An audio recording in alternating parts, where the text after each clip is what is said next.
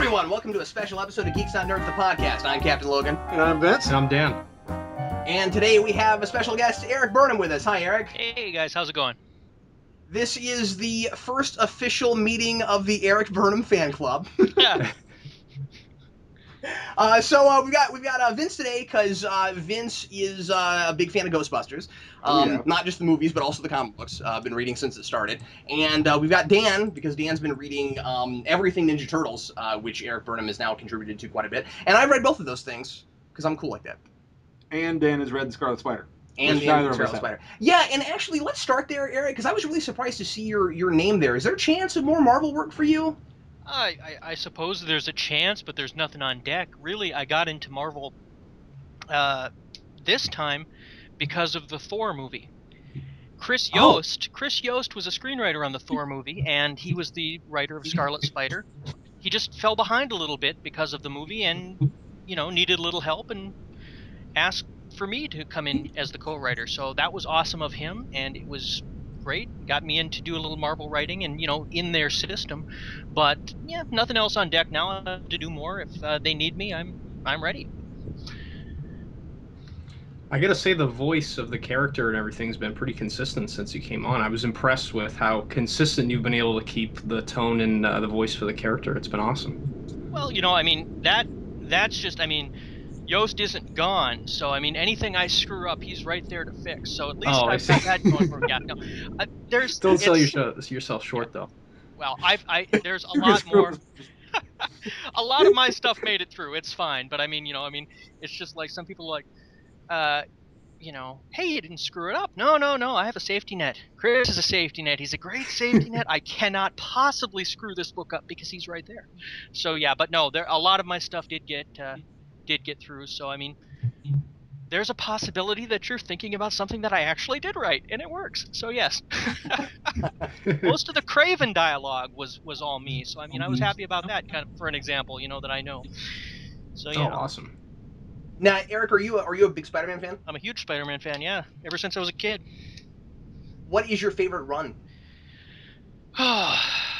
Initially, my favorite run, I started with the Ditko stuff with reprints of that, so that's my favorite run. And then my next favorite run is the Spectacular Spider-Man run that Sal Buscema drew in the late 80s, early 90s between Gary Conway and J.M. DeMatteis. Dan, are you familiar with those? Yeah, I like that stuff quite a bit. And I was wondering if for the Craven stuff, did you go back and look at some of that stuff from the 80s to draw, how you were going to write the character? Because it seems pretty close to a lot of that kind of stuff. I did read the just to familiarize myself with some of the continuity that was going to be used. I read the Grim Hunt storyline, nice. And of course I had Craven's Last Hunt sitting staring at me on my bookshelf. With the Zek. It's got the Zek cover of him on the roof with balancing on his balls of his feet with a gun and the crazy grin. I had to get away from that cover because it's just like, okay, go ahead, screw up. I dare you. Go ahead. Craven giving me the look, it's just like, yeah. So, but no, for the most part, I tried to. I just tried to not suck. It was so much fun. Craven's one of my favorite villains. Thank you. He's one of my favorite villains, and I was really happy to get a chance to write him. So let's start with Ghostbusters. Okay. And kind of work our way forward, because obviously that's if I remember right, you told me that's the thing that allowed you to leave your day job and do this for a living. Correct. Yeah.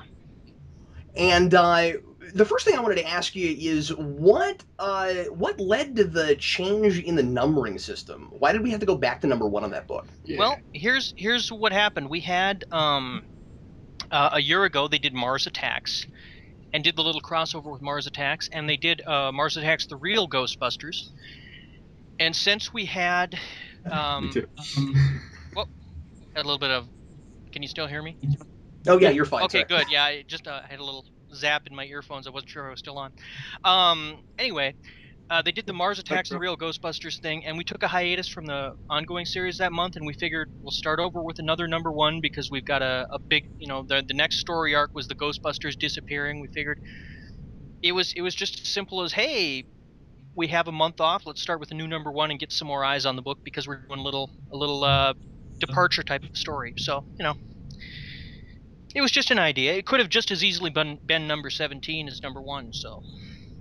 Yeah, well, when that first happened, I assumed that that meant that there was going to be a huge changeover in how the stories were written. I figured that, or not how they're written, but I just figured that that meant, okay, now we're going to have a huge group of Ghostbusters from now on, and it hasn't exactly worked out that way.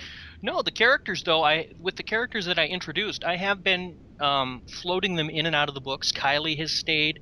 Janine hasn't been doing ghost busting in the book since, but I mean, you know, she's still there. The Ron Alexander character from the Ghost Smashers arc, he got sent off to Chicago, you know, so he's going to be used again.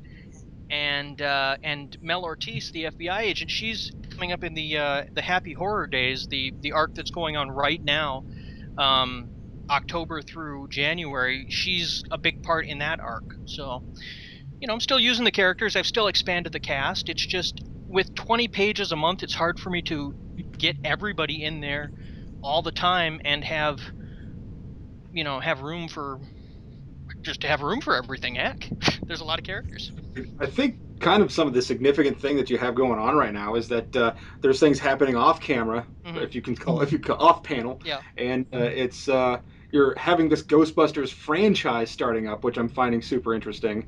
And personally, I kind of like to know more about that, but I'm happy with what's going on right now. Yeah, well, you know, I mean, there was people want to know what happened to the rookie, and he's, you know, after the game, he set off his franchise in Chicago. So, you know, we're just playing with that a little bit. I still love that the rookie doesn't have a name. I know. Tristan Jones ever. did give him a name, but I like the joke of him not having a name. So I don't want to contradict Kristen, but I don't want to use the name, and it's kind of a weird balancing act with that.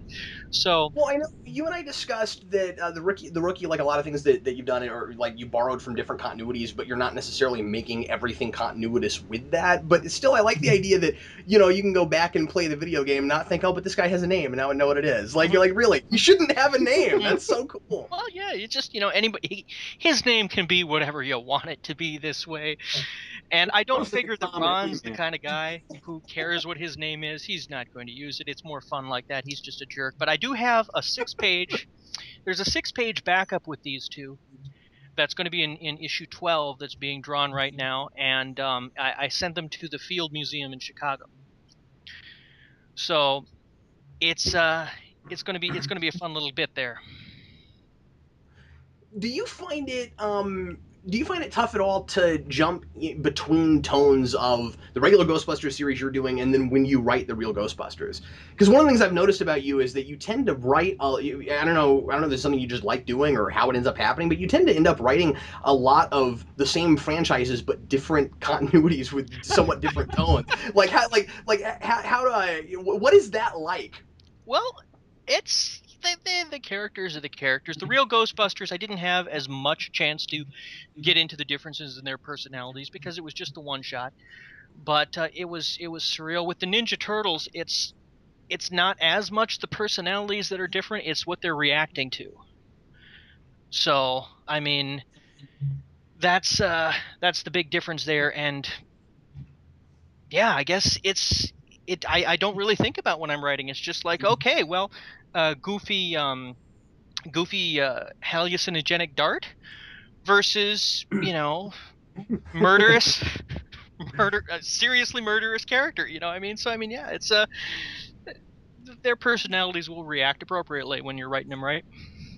Well, that's cool that that happens naturally for you, because I always wondered if that was a tough thing to keep track of, considering that especially with when you go to Ninja Turtles with the you know, animated show and the books you've done for that, which Dan and I have both read.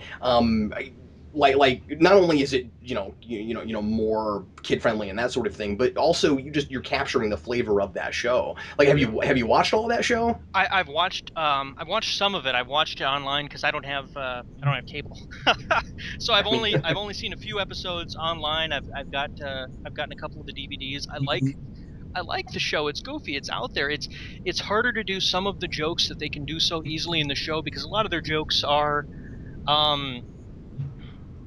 Physical humor? physical humor. Yeah, the pacing is different when you have motion to work with.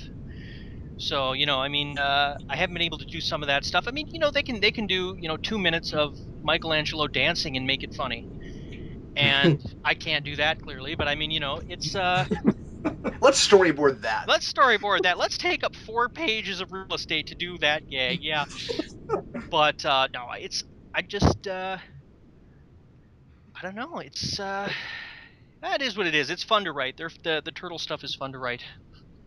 I've noticed I'll that you've stop got. before I get myself in trouble. No, you're good. I mean, I've noticed that in terms of the show, like, because they're a little bit younger, they've added some personality quirks that weren't in the older versions of them that we've seen before with the turtles. And I thought you got that stuff down pretty well, like how Leonardo is kind of obsessed with being this Captain Kirk hero archetype kind of person. That's who he aspires to be. You know what I mean? Mm-hmm. Well, yeah. I did catch a little bit of that. I tried to work the things that they made obvious in the episodes that I've seen, but really what it comes down to is listening. When I'm working with something like that or Ghostbusters, it's listening to the actors that are delivering the dialogue and then trying to make Oh, sure. what I write sounds like something that they would say or could say easily. If you can hear the voice in your head, that'll sell it. Well, I'll tell you one thing that going back to Ghostbusters that I'm that I'm hoping to see down the road, and I don't know what your plans are. I really want to see Janine being a Ghostbuster again. I thought that was absolutely fantastic. Mm-hmm. Well, I'm sure we're going to get her to do it again. But really, when writing the character, it seemed like something that she could do, but it's not something that she really wanted to do. Why would she want to go out and get dirty and shoot at things when she really didn't have to? It's kind of like more of an inconvenience for her than anything. But I mean, she understands how to work the equipment, and I'm sure we'll see her using it again in Mass Hysteria. I had a lot of fun, seeing her as having to take over and be a leader like that for a while. But I also liked that it wasn't a gimmicky sort of thing where you had 4 other Ghostbusters for like 20 issues or something with because for a minute I was a little worried that maybe you'd go there, and I was like, oh, are we really going to have the original 4 Ghostbusters stuck in limbo for like a year or something? I like that you didn't do that because it's still about those 4 guys. Mm-hmm. And I love that you've kept it about those 4 guys. Like, the supporting cast, fantastic. But these are our 4 dual protagonists. Or dual, I guess you can't say dual if it's 4. But you know what I mean. Yeah. Our quadruple protagonists. Mm-hmm. Yeah, and that's something I worried about the reaction to. The stuff we were getting from the new Ghostbusters arc was some people were irritated that the Ghostbusters came back so quickly. Some were irritated that they were gone, at all. Some people wanted an extension with the new Ghostbusters, and it's just others were jumped right to, okay, great, of course they got rid of the original ones and we're never going to see them again. Okay, yeah, no, but yeah, I was worried that some people thought we were too long in keeping the new Ghostbusters, and they shouldn't have been 4 issues was too long for some people. So it's been it was a tricky balancing act. I would have liked to have done 8 issues, to stretch it out a little bit more, to do 2 arcs and have it and have just stretched it out a little bit more. Had a little bit more time with the new ones. Still the same story. The Ghostbusters still come back, but they came back at the end of issue 7 instead of issue 3. But I liked how this worked out given the constraints I had. I thought it was snappy, it was fun, and I left enough leeway for myself to do flashback stories of the new Ghostbusters in the future if we should happen to get around to that. I've got to praise you real hard for continuing, and I know I said this to you the last time we talked, but with as much as you've written now, I like that it's still there. That you've continued to keep Winston as one of the main characters and not just like kind of a 4th wheel. He's continued to be one of the more interesting things in the book. Yeah. Thanks. Yeah. Well, he's got a lot of he's got a lot of potential. They didn't do as much with him, obviously, in the movies, so there's just more I can do with him. Gosh, it sounds like a storm is blowing in, doesn't it? But no, I really liked the I had fun writing him off on his own in Vegas in the 2-issue bit that Evan Shaner guest drew for us, and that was a lot of fun, just having him off on his own, just verbal smackdown of that hotel manager and other things. I've got other plans for him too coming up. He's been a lot of fun to write. It's just a nice, solid, non-snarky for the most part hero. He's the closest to that I've got in the book. Yeah, that's a good point. He's definitely your straight man, which makes a whole lot of sense because Ray kind of sort of does that sometimes, but he's got his own personality quirks. Yes, he does. Yes, he does. And I mean, Ray is kind of he has a little bit more flightiness to him. And Egon is distracted by everything that he's thinking about, and they're off just being weird. All the snark on Peter and Kylie to a lesser extent. So I mean, yeah, the heroic, the straight man it falls to Winston, and it works. I just give him that role, and it works with the character. Well, and I also think where you're going with Egon is really interesting. And I can't wait to see how that's playing off, how that's going to pay off, because I feel like that's the thing that you've been seeding the most with there's something going on, we've got to pay it off eventually. Well, and I'm quite excited about that because there's a character that could have used more dimension also, because he's kind of he's an odd sort of comic relief. I mean, I always kind of felt like the Ghostbusters were slightly archetypal for what they are. I mean, 80s comedy, it's kind of locked in 80s comedy as much as something like that can be, a horror comedy. So I think what you're doing is interesting. I mean, I love how strong Winston is. I like how bright Winston is, and that's what I think I'm latching on to. I mean, I do like the Egon stuff too. Of course, I'm enjoying pretty much all of it. Well, and he's also the only person that seems to be able to keep a steady girlfriend. Yeah, yeah, that's true. And because I mean, he's steady as a rock. That's Winston, of course. That's the way it makes sense. So, but yeah, I mean, I can't give Egon a girlfriend, because if it's not Janine, I'm sure there's going to be people showering me with threats. Well, maybe not really, or maybe really. I don't know. But it's I have to play it along the lines of, maybe they're going to make a movie, so I can't get too wild. I can't do anything that they for sure can't ignore, and putting Janine and Egon together would be something, because this stuff, as far as Sony is concerned right now, is canon. So they might tell me no if I did that, because that would be something that they would, if they did a third movie, that it would be something that they would want to take care of themselves, any potential relationship between two major characters, or not.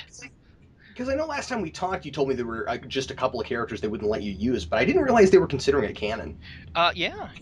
So the last I heard, anyway. And by the way, the characters that they told me that I couldn't use, that I haven't been able to use since the beginning, I may have a crack at one of those characters here coming up in Mass Hysteria.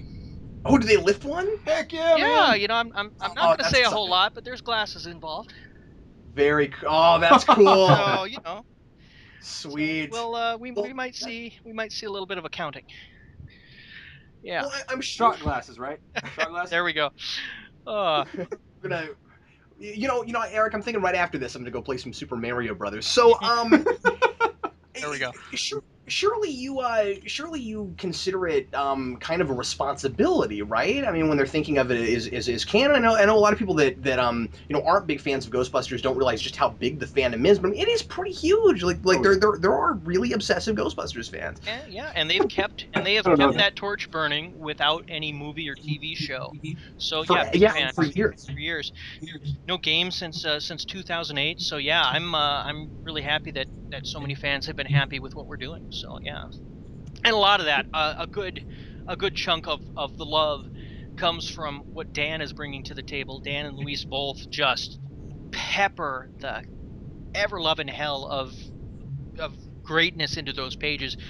They add so much of their own ideas, and that is a huge reason for the success we've been having. with fans. So yeah. Well, yeah, because I know last time we talked, there were a couple of things that I was praising you for. Where you're like, no, I didn't come up with that. Mm-hmm. Oh yeah, no. Dan Dan and Louise both have come up with a lot of great ideas, and they deserve all the credit in the world for everything they brought to the book. So I'd love to take all the credit for myself. I really would. It'd be awesome. It'd be great, but I can't in good conscience do it. Speaking of like references and fun things, I kind of have to know since we have you here. Mhm. Is Alexander supposed to look like Chevy Chase? I don't know. Does he look like Chevy Chase? Do you think, really? He does to me. It feels like an old SNL reference to me. Yeah. Well, it's something that people have brought up. So I mean, that was Dan's character design, and he and Peter do have an antagonistic relationship. So I don't know. Well, and that's not a huge leap for fans to think that, considering we have the John Belushi dream sequence. Yeah. And then there's been like John Candy in there with the two Dobermans at one point. Oh, those Dobermans. That joke was my favorite joke. Wow, I'm hearing echo. You told me that last time. I know I did that joke, and still nobody has gone. Nobody. Still nobody said it. Yeah, because you're like, nobody's. I'm like, I put it out there. I've said it's a Magnum PI joke. You were so we don't get disappointed it. about that. I was. I really. I said I've got to be less obscure in the future, man. But yeah. So it's just there's there are so many in jokes and so many things that Dan has worked into there that I haven't found yet. Still to this day, I was flipping through a trade the other day and I caught something that I didn't notice, in the background, and like, Dan, when did you put this in here? And somebody noticed there was the clouds, the hands covering the moon in the latest issue of Ghostbusters. That was, a nod to the Sleepy Hollow cartoon that Disney did. I didn't even see that. Yes, I didn't. I saw the hand, but I didn't understand what it was. Yeah, I didn't even notice. I was like, that's neat. It's a hand. I figured it was a ghost or something. I was like, oh, there's a hand in the moon. That must mean something. Never paid off. Yeah, I was like, what is that? Yeah, it was Dan. Dan is just. I mean, it was sneaky. It was good. I didn't even catch that, but other people were right on there. So. And what's really interesting about that as a book is that it is, for all intents and purposes, a period piece. I mean, it's in the late '80s, early '90s. You have to play with the technology that was available at the time. You have to play with references that could have been made at the time. So, I mean, I guess you could maybe sneak in obscure, like, visual things that are about things later, but that the Ghostbusters just wouldn't know anything about. You know what I mean? Like, you could probably get away with that. But Eric, is that something you think about very much? That, like, the limitations were probably more likely the kind of weight that is lifted in using the technology of the time and not being bogged down by the way social media and cell phones and internet and stuff it changes, like how you can do a mystery plot and stuff like that. Yeah, I've really tried to avoid shining too harsh a light on that, because there's a lot of this is obviously taking place definitively in 1990X, and then if you want to do a Halloween issue, well then shoot, another year has gone by and it's got to be this now, and they're getting older. So I try not to define the year, as much as I can. I'd like it to be a vague now. Sure, maybe somebody's in a cafe on an iPad doing their Twitter update down a block down, and I'm not going to show it. Maybe it's happening. I don't know. Because I mean, we've had little hiccups. There was a digital camera in an early issue of Ghostbusters. In Infestation, I believe there was a DVD player, and I mean, and in the upcoming X-Files crossover, I mean, that's pretty firmly present day. So well, how could it not be is the thing, because I mean, like, if it's, because I don't know how exactly they're doing the crossover, but I assume that it has something to do with season 10, which would mean that they're the age they are in that, and that's after the whole series happened. So like those are two worlds that don't line up period wise. Pretty much, and so we're basically just saying, okay, these are the Ghostbusters in the X-Files world, and that's present day. I'm glad you brought that up, because I wanted to talk to you about that. How much involvement do you have in that? Here's what we did. There's oh crud, now I'm going to have to look it up because I just totally blanked on the name of the writer of the overall book. Is it doing X-Files? No, the guy who's doing the crossover, the conspiracy. He's doing the bookends, and he's doing one of the other books, and I just blanked on his name like an idiot. But but it seems when I get over by my computer, the echoes happen. So let's see if I can even do a little bit of there we go. He wrote the overall arc of what he's looking to happen for the entire several issues. And Paul Crilly, there's the name. And he wrote what he needed from the Ghostbusters. Here's what he would like to happen. So I took that and I filled in the gaps and got what he needed to happen for the overall story, and the rest is filled with a little tiny adventure in the firehouse. So is it like Infestation, where they're all like 2-part arcs, or no? What we've got going on is here's a bookend that starts off the adventure, and then the lone gunmen go visit the Ghostbusters in New York for the second part of the adventure, and then the lone gunmen leave the Ghostbusters and go on to the next part of the adventure. So it's going to be just a one shot where the gunmen are running around the firehouse and mischief happens. So it was fun, but I mean, there was things that needed to be done for the overall story that Paul came up with. So it's not as 100% Ghostbusters-y as Infestation, but it's still goofy and fun and silly, and it fits into the overall narrative, and I was happy with it. So it's going to be fun.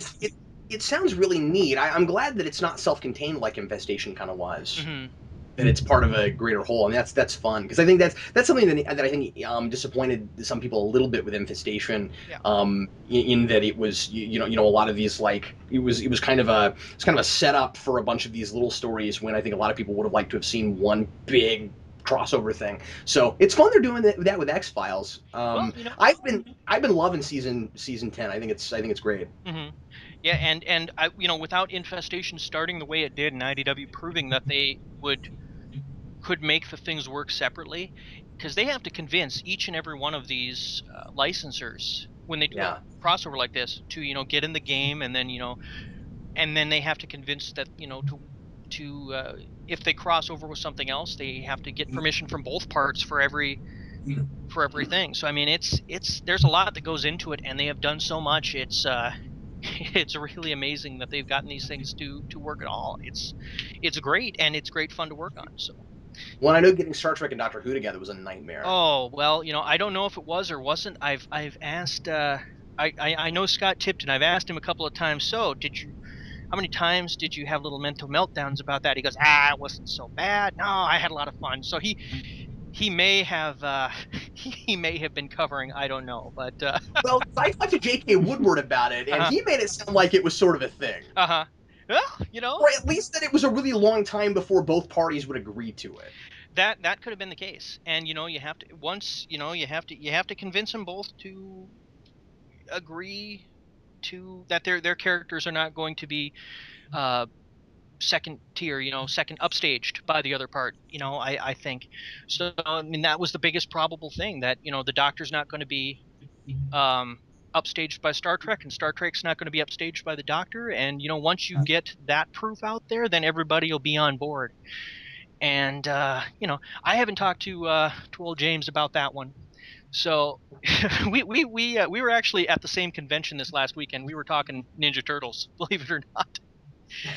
On a panel. So and that's where it came up. We talked about not screwing something up because the fans might be irritated. He goes, yes Doctor Who, Star Trek, the fans would have eaten him alive if he'd gotten it wrong. And that's what we always worry about when there's huge fan bases like all of these properties, that we're going to do something that the fans are not going to like, and then they're vocal. Well, of course, that's always a risk. Yeah. But it's got to be really exciting for people just to have this stuff in comic book form again, and for it to be the quality that it is. I don't think anybody ever expected IDW to turn into the powerhouse that it is for these, for these beloved properties, the way it has been. And everybody always just kind of, or at least me, I'm always waiting to see what the next thing is they roll out. I mean, like, now they're doing Powerpuff Girls, one of my favorite things. It's brilliant. Yeah. So good. Oh, yeah. Oh yeah, no, they take a considered approach with the licenses, and it's been fun to watch as a reader, and it's been fun to participate in as a creator. So I mean, they don't just throw this stuff together to make a quick buck like some licensed book have done in the past. You know, just crap out a terrible story and some bad art and throw it out there to ride a wave. So I mean, yeah, I really enjoy working with IDW on this stuff because of how well they treat with the respect they treat the properties and the creators. So I want to talk about Ninja Turtles for a minute. But before we do that, Vince, do you have any more Ghostbusters questions? Uh, Questions? No, not about Ghostbusters. Yeah. Okay. Let's jump over to Ninja Turtles then. How did you, Eric, end up getting involved with writing on the any of the stuff connected to the main series? If memory serves, I don't think you've written. Have you written or co-written any of the main book at all, or has it all just been the side stuff? it's all been the side stuff. The main book is well in hand by Tom and Kevin. Yeah. They've got that set. So, I mean, if they ever needed help, I'd be happy to, but they don't really need me. They've got each other and Bobby to jump in when necessary. So, main book, the biggest problem that they have is too much stuff, not enough pages. Same problems that we all got. Well, But and done so much in 2 years, man. yeah. It's ridiculous how much they've managed to get in that book. Oh yeah. Oh yeah. Um, Tom and the has side a million ideas. We talk about turtles every once in a while. We start talking about Ghostbusters because he's my editor on Ghostbusters. We sometimes segue over into turtles, and he bounces ideas that he'd like to do. He goes, "Here's what I'd like to do in issue 50," and 2 weeks later, sometimes that idea is still in place. Sometimes he's got a better idea, but I mean, he's an idea machine for the turtles. So I mean, yeah, he's coming up with more than he could ever possibly use, and God bless him, that's great.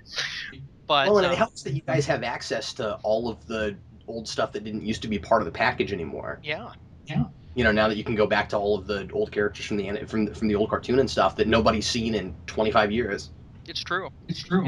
And the reaction. I was at the panel in San Diego when they put up the Bebop and Rocksteady images for the first time, and the hush that came over the crowd was great.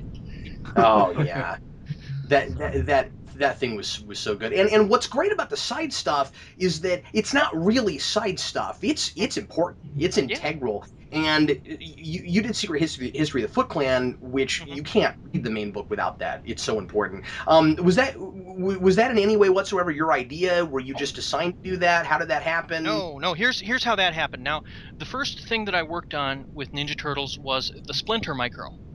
Okay, and Oh, I did I that. missed this one. That's one of the few I missed.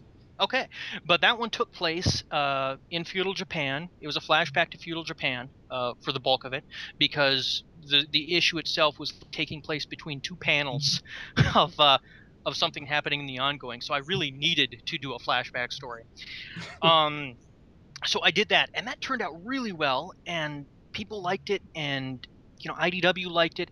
And at the same time I was pitching that, and this is December 2011, Mateus was working on Secret History. He was working on it that far back. He was Oh wow. working on the plot and pitching because it was his baby. Now, Mateus is not a native English speaker, so Bobby asked me, since I was in had done stuff in that time period already, if I would be willing to come in and just give a hand. Do some dialogue polish, do some scripting, and what wound up happening as soon as I I started on the book, Mateus had the story written. I came up with a couple of ideas and suggestions, and it kind of morphed the story a tiny bit, um, to the point where maybe 10 or 15% of the story, maybe as much as 15% was mine, but for the most part, we're still looking at it's Mateus's baby. Um, so I mean, yeah, I threw in some ideas that changed it, and I threw in some stuff that like Michelangelo being able to read Japanese was an idea. He had a different idea for it. He wanted it. He was going to have it be Donatello. I made the argument for it to be Michelangelo, and so I mean, I think that's a fair uh, a fair contribution to Michelangelo. So I mean, to tick that up a little bit.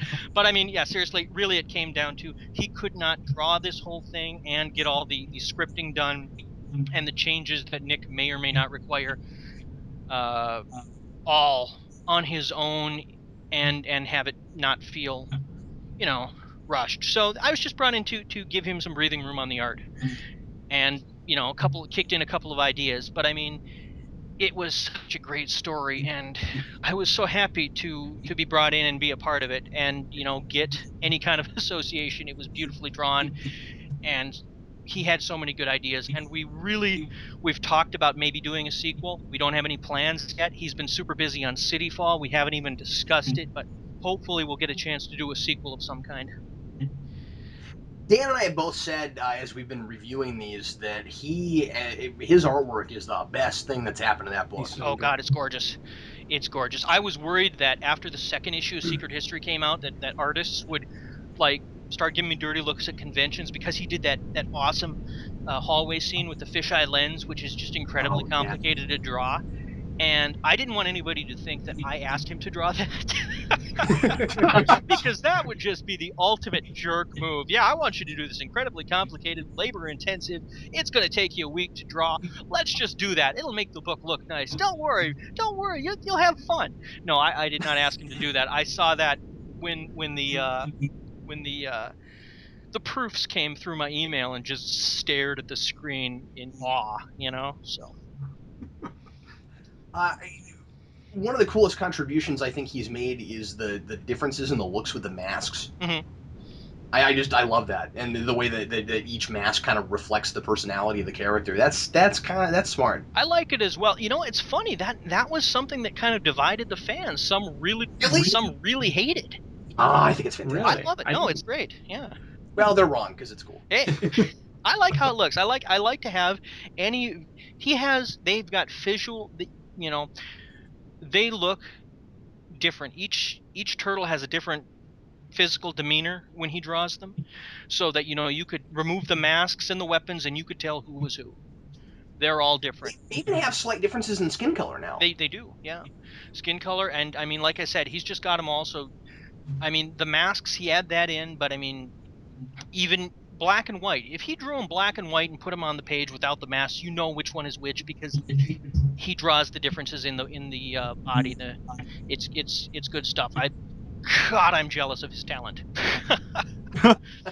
Well, and for the sake of consistency, I guess it is nice that he's continued on, because they've retained that look. Mm-hmm. It'd be a little bit weirder if it was only in Secret History and then we went straight back to the old look again. But I don't know. Maybe I'm hoping it's satiating fans a bit now that they're getting used to it, because I think it's way cool. But yeah. Anyway, so one of the things that I've been really impressed with, and I'd love you to talk about this a little bit if you can, is how well organized the releases have been. Where like you'll get a villain micro, and then the very next issue of the main story has everything to do with the last villain micro. Like how does that get organized that well? That is the genius of Bobby Curnow. He really does. He really does have all that running around in his head and makes it work. So, I mean, when he asked for, God, I had so much fun writing Karai, for example, in the Secret History of the Foot Clan. I emailed him one day and said, Bobby, is there any chance that I could pitch something else about Karai? He goes, yeah, we've got the micro coming up. Can I have something by tomorrow? But, oh, wow. So I mean, I came up with something, and they needed it to tie in a little bit more to the events of City Falls. So he helped me, and we molded it, and I went through a few revisions of the general plot. And but I mean, yeah, really, he knows what the book needs, and he knows what the micros need to support. And if he so he'll tell you, he goes, no, this doesn't work with what we need something else. And if he likes something, he says, this is really great, this helps set up a lot of things, play this up. And then he gets it to work. And I mean, I don't know how the other writers do it. I'm in a lot of contact with Tom, so I mean, I will ask Tom directly if ways to I'll ask him questions to help support his story, the story he's telling in the main. But yeah, no, Bobby is he's just it's a freakish power he has, making all this stuff come out cohesively. So I mean, I wouldn't want the job. I'm glad he's doing it. He is so good at it. That is the book that I'm reading right now that I most tell people don't wait for trade. Mm-hmm. Yeah. Read it in singles because the narrative is running in between like two, sometimes three different books, and like it's not that you can't read the main book without the villain micros, but you shouldn't. You're missing some of the best stuff. And I've been really impressed with how the villain micros I was least looking forward to tend to always turn out to be the best ones. So weird. Like I could have cared less about Hun until I read it. Yeah. See, they've been sneaky like that, and it's it's just good to there's so many ideas running around with that, and that's another thing that the micros do, because if you look at the main book when they were running around for with the Krang War for so long. Yeah. The ninja stuff was falling by the wayside, but we had Secret History of the Foot Clan, and then they jumped back into City Fall, and Baxter and the Utram stuff. Krang is all that's all getting shunted aside for several months. But you have the Baxter Micro or the upcoming Utram War that Paul Aller is writing. So I mean, they're able to keep more things going. The only other way they could do it this way is to do a bi-weekly book, which I think would kill Tom. And he's a nice guy. I don't want that to happen. And if it didn't kill Tom, it would definitely kill Bobby, and he's also a nice guy. I don't want that to happen. So this is this is fine. So yeah. Since you're in so much contact with Tom all the time, do you guys ever talk about Ghostbusters and Turtles crossing over? That's people have asked us about that, and boy, it'd be an awesome thing to happen. But so far that's the kind of thing that would require a whole lot of IDW and Nickelodeon and Sony saying yes, we want this to happen. And so I mean, I told them as soon as they want such a thing to happen, I'm on board. Please let me do it. But nothing yet. Knock wood, it happens one day. I'd love for it. I'd love to see those two. I'd love to see a crossover be awesome. So yeah, those things feel like two things that would go well together as a crossover. I'd love to see that. I think it would. I mean, you've got some fun personalities in the Ghostbusters and the Turtles that echo each other. So yeah, it'd be great. I'd love it. People have asked, and it came up in a Ninja Turtles letter column. A lot of people have asked about Turtles crossing over with Ghostbusters. Bobby addressed it in the letter column. He says they're aware of it, and they'll look into it when the time is right, whenever that is. Whenever I guess the workload drops a bit and they're able to focus on it. I don't know, but he's that was in the letter column, so they're aware that the fans want it, and they're aware that it would be fun, but nothing's happened yet. So I mean, as soon as this thing,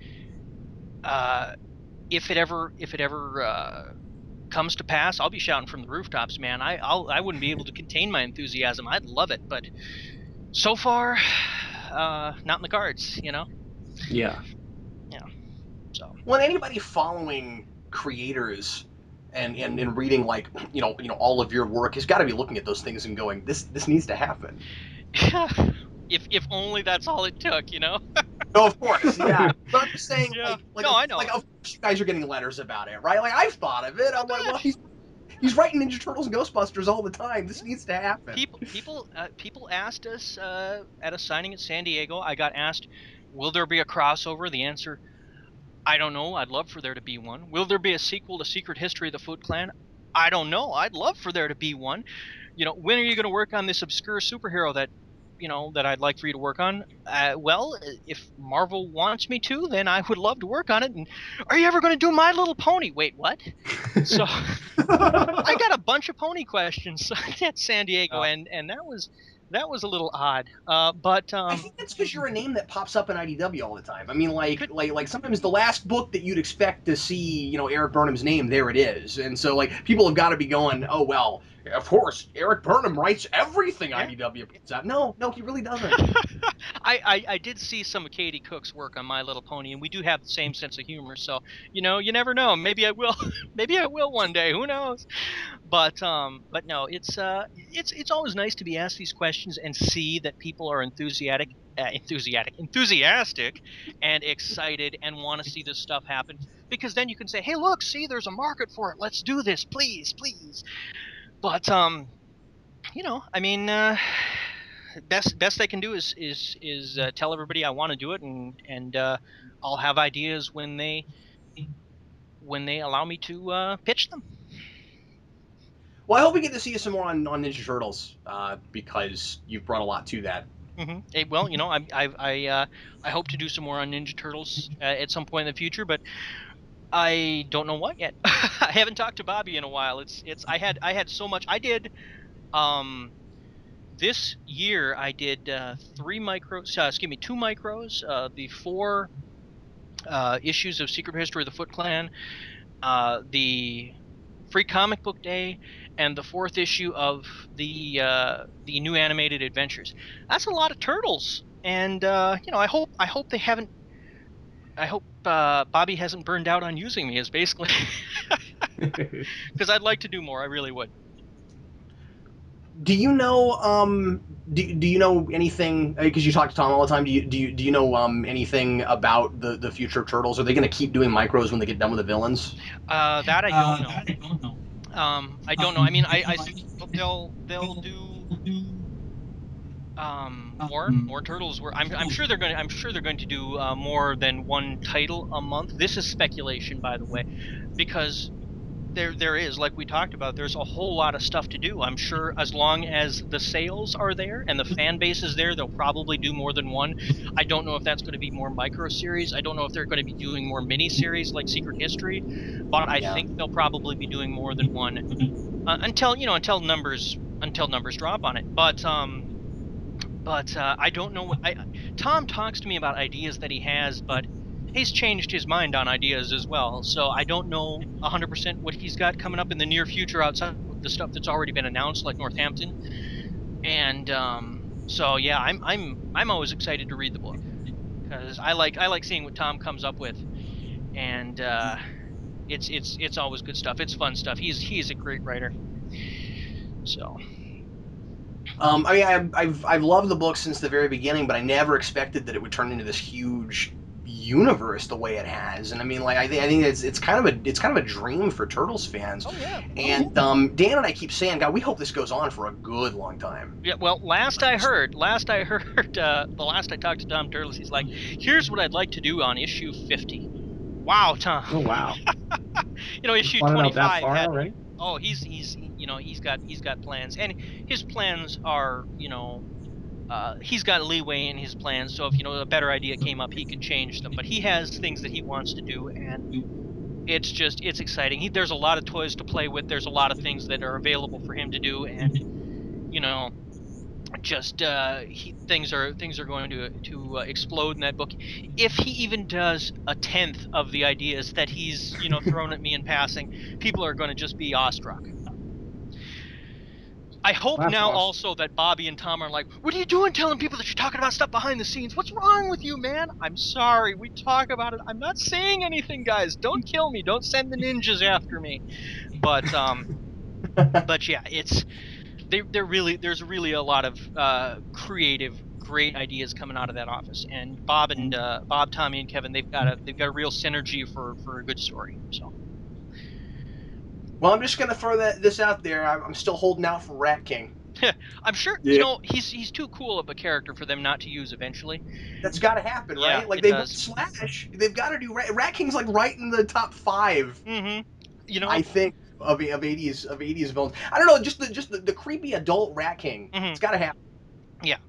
I'm sure that I'm sure it's going to happen at some point because I mean he's a big character and Tom knows his turtles, so I'm sure he's got a plan for Rat King. Although I don't know what it is or when it's going to happen, but I'm sure he's got to have a plan. He's got to know that he's got to have a use for some of these characters that people keep asking for because he knows what's popular. He loves it just as much as everybody else. I wish I knew, but that would probably spoil the surprise. I tell you what I want to see as a fan.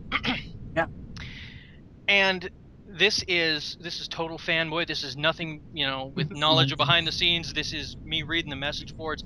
I want to see them get do a crossover with Stan Sakai and Usagi Yojimbo. I would love to I, see that. I Ooh, knew that'd be I awesome. would so love to see that. And Stan's Stan's got other things on his plate right now, personally and professionally, that I've read about. So it's probably not something that'll happen in the near future, but I really excited, and I can't wait to. I hope that it happens. I'm excited for it to potentially happen, just because it's so cool. And I had a when when he licensed, you saw me out for a toy. I had that toy, and I loved that toy, and I would love to see the books come together again. I hope that it does. I know it's something that people have asked Bobby about a lot on the IDW message boards, and so I know it's on his radar, but it comes down to to Stan having the time to work it into his day as well. So here's hoping that one day it does. That's me as a fan. That's what I want to see. And here I thought you were going to say Vanilla Ice. Well, no, we can probably do without Vanilla Ice. That's going to be in the head for my rest of the night. We've got Bob and Rocksteady, so we don't need them. No. Well, we're gonna have to get going here in a little bit. Vince, Dan, did you guys have anything else you wanted to chat about that I didn't bring up? I'm just kind of curious if there's any ideas for other properties that you're wanting to pitch or you're trying to pitch right now.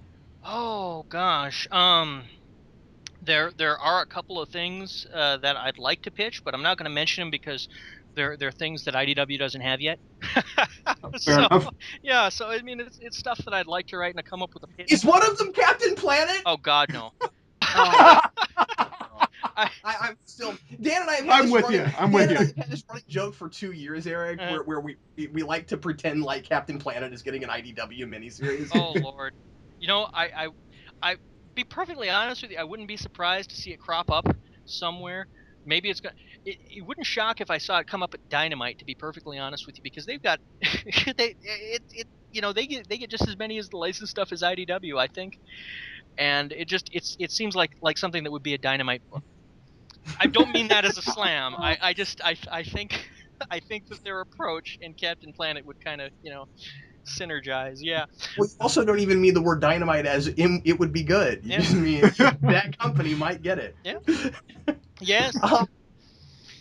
Dan, anything you wanted to bring up? I was curious if you had any plans to do creator-owned books in the future at any point.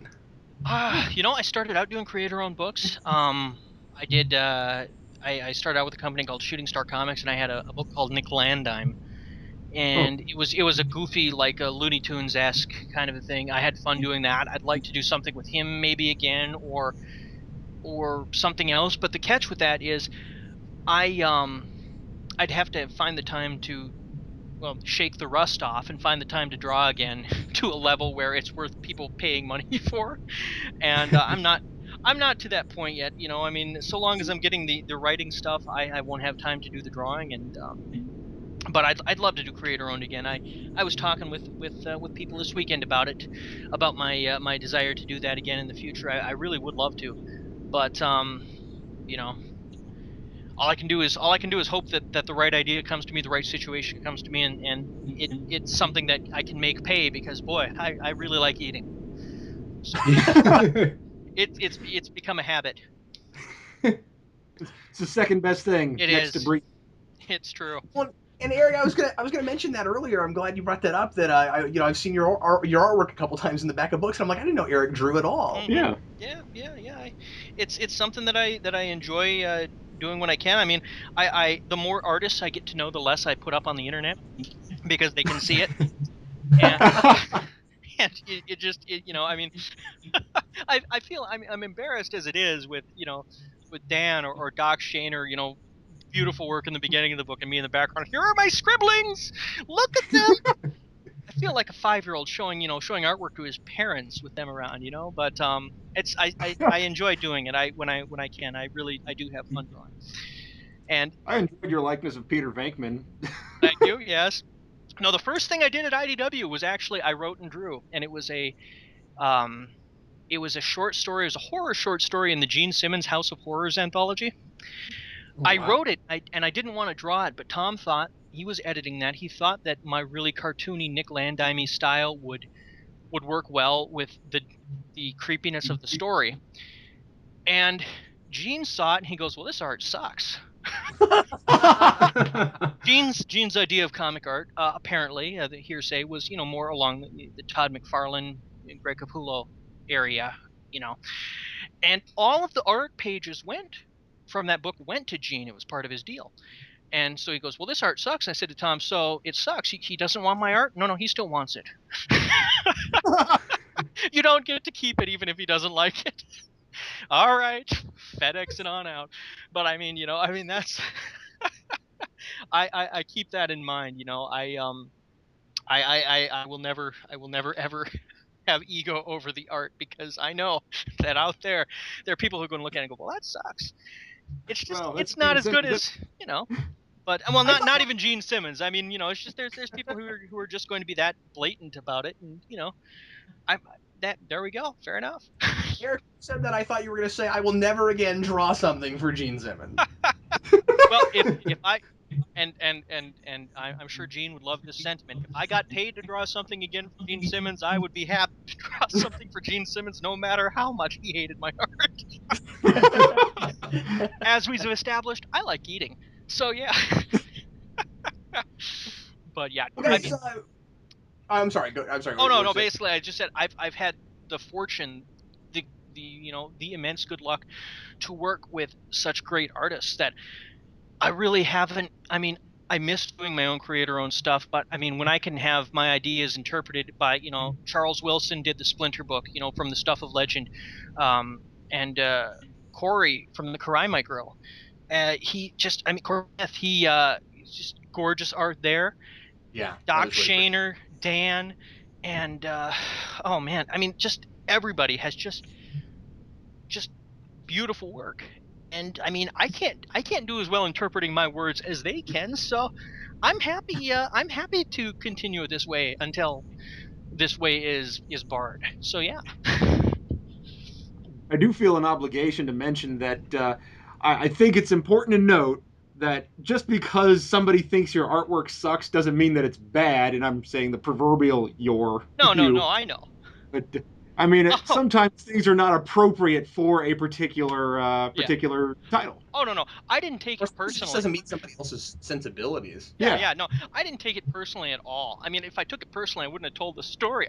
I think it's hilarious because it's just like, so I get to keep my pages. No, he still wants them. That just cracks me up. I don't mind in the least if people think my work sucks. It's just it's something that I will never get an inflated ego over it, because I know there's people out there who aren't going to enjoy it, and that's fine. That's okay. I don't mind. I just, it's less fun when they come up and say it right to your face. Sure. Those guys can pound sand. But I mean, other than that, I mean, if you don't like my work, that's cool. I don't mind as much. It's just, I'm not going to get the ego. And the same with the writing. There are people who really love, and people who really hate my writing. No sense in getting an ego over it. Just enjoy what I do and be happy I get to do it. So. Yeah, well, of course you can't please everyone. It's creative work. It's very true, very true. And there's nothing that proves it more than actually trying. But obviously you have no detractors here, Eric, because you were joined for the last hour by the Erik Burnham fan club. Thank you very much. And I'd like to thank you very much for joining us for a whole hour, Eric. Thanks a bunch, man. Thanks for having me, guys. Everybody, we'll see you again later on, and thanks as always for listening. And I'm sure we'll talk to Eric again in the future. Hopefully, down the road we'll have you back after you've done tons more Ninja Turtles. Heck yeah, man! All right. Because that needs to happen. Well, anyway, we'll all continue reading your stuff, and thanks so much for joining us. I'm Captain Logan. And I'm Vince. And I'm Dan. And we'll see you later.